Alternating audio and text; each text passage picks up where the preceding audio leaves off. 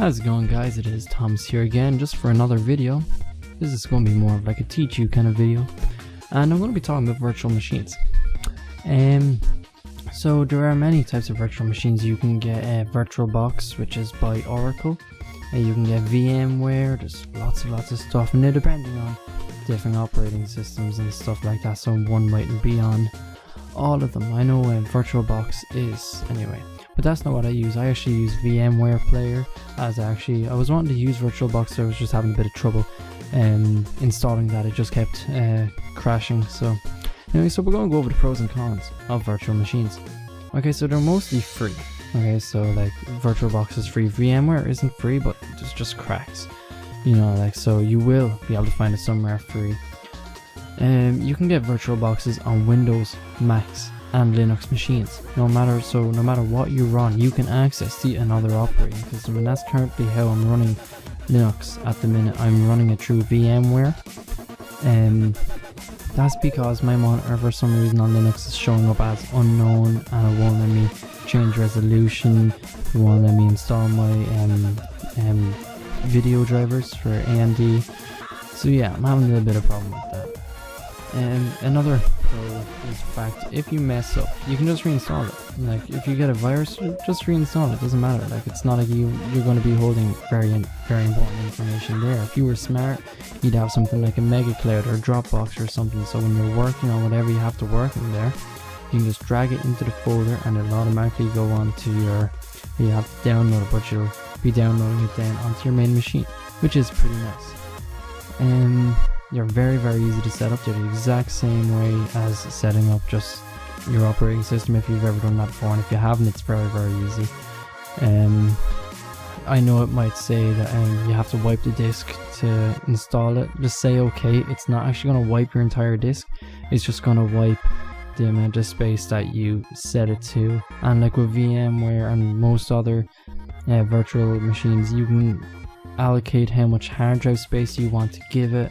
So at the minute I'm actually giving my Linux 100 gigabytes. I have a 1 terabyte hard drive, but there's no need to give it more than 100. I'm not really working on it with big files. It's just more of just testing and stuff like that. And I also gave it 4 gigabytes of RAM and 2 cores, so that's half of my RAM and half of my processor.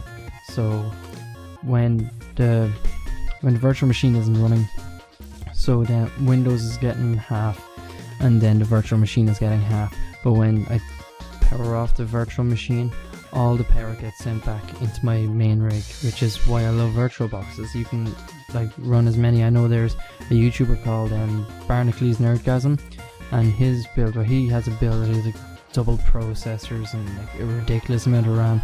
He actually runs like 5 operating systems simultaneously, 4 being run on virtual machines, which is amazing. I'd love to be able to do it, and they all run so good because his computer is so beefy. But yeah, it also gets you to test out other operating systems before you make it your main. So let's say you're going, alright, I'm on Windows, but I want to go to Linux, but do I like it? I don't know, I never used Linux before. Well, you just put it on a virtual machine, you download your ISO file from the website, and you boot it in and whatever, you install it, you test it out, and that's how you test it. It's very good. I actually never did that going to Linux. I just went balls deep straight into Linux. Now there are a few cons as well, and this is how you know we're making it to the end of the video. There's a few cons. They're not very useful to use as your main operating system. Obviously, you're not getting the full power of your machine.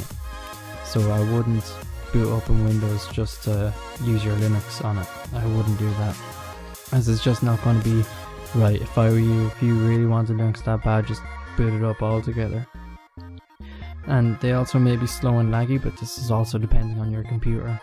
Like, you know, and that's not the virtual machine's fault, that's just your computer just not being able to capable for it. Once you have over 2 gigabytes of RAM and at least a dual core processor at, let's say, 2.6, you're going to be okay if you just give it half.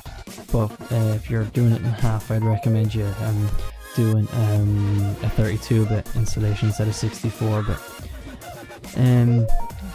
Yeah, the last con is you're going to need a beefy computer to get the full experience of it. As in, full experience would be what Barnacules Nerdgasm is doing. So yeah, that's my thoughts on virtual machines, guys. Please let me know what you think in the comments below. We also have a Facebook page up now as well. Link for that will be in the description. facebook.com/portlinux. Make sure you check out our live streams if you haven't watched them before. They get uploaded to YouTube as our shut the fuck up phone. They go back onto YouTube as well once they're done, as we've started now live streaming onto YouTube itself. So make sure you stay tuned for that. Anyway, take care, peace out, and I will see you in the next one.